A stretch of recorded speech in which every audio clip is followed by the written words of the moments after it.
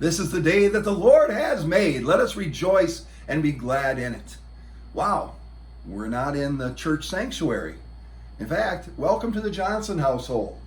We're in our favorite room, one that we have created with chairs and couches and plants and openness so that we could be hospitable, that we could welcome people into a place where they could find some comfort and be taken care of for a little while.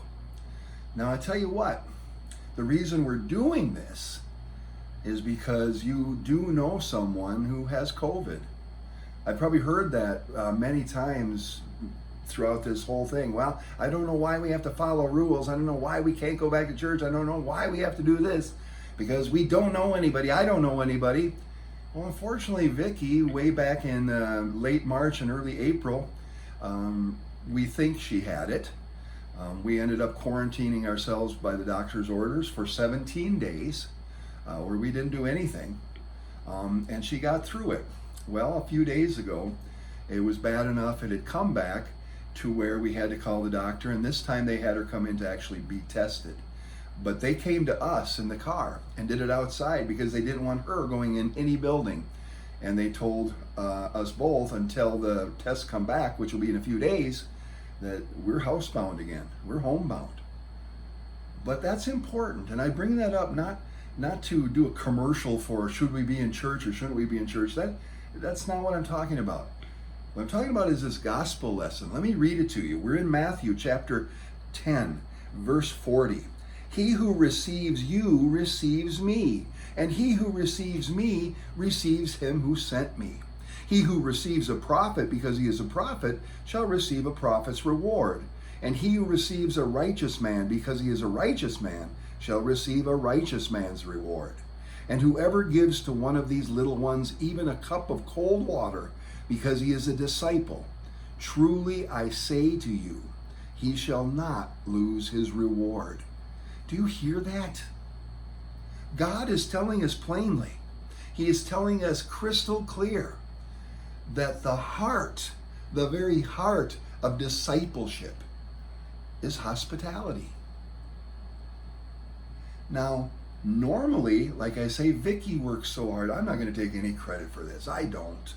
I come home and I like to just sit in my chair. But she's constantly trying to improve our place. Not only so that we can enjoy it, but it's so important for her to be ready for others. Now, our church likes that too, don't we?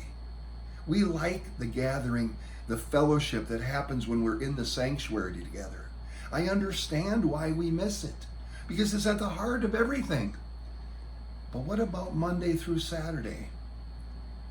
What about Sunday through Monday? All of the other days, what about those days? We can still keep making differences. We can still be hospitable. Because right now the world is throwing things at us that try to make us not hospitable. We can't have company over right now. We can't even go outside right now.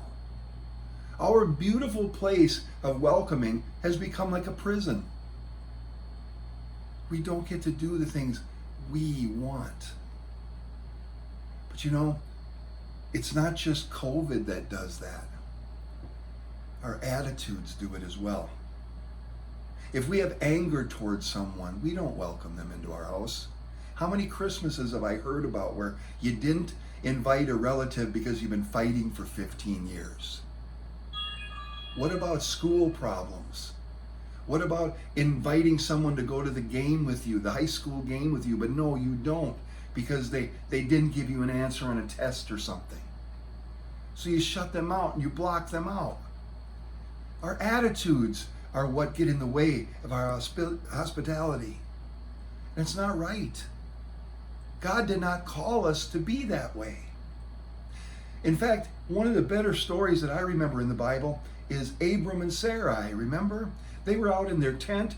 Abram looks up across the way. He sees some travelers. What did he do? He turned to Sarai and said, please, get in the tent and make some cakes and get something ready to drink.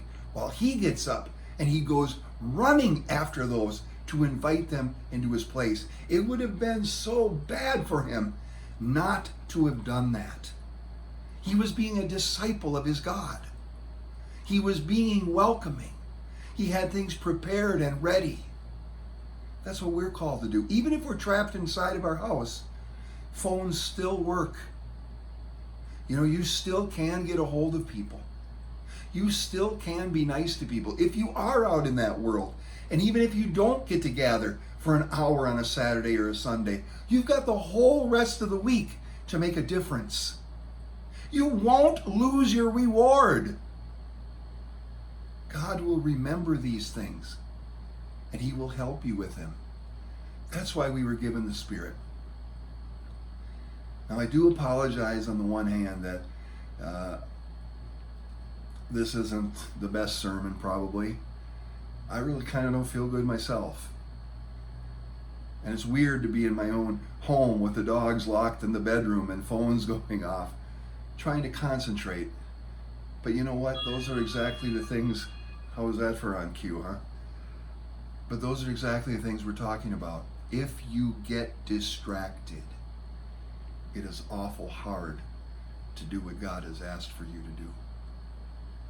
So keep your eyes and your ears and your heart and your mind and your strength and your soul locked firmly on God. Where your treasure is, your heart will be also. And if your treasure is being hospitable and sharing and caring and loving, you will do it with a good heart. And God will thank you for it. Amen.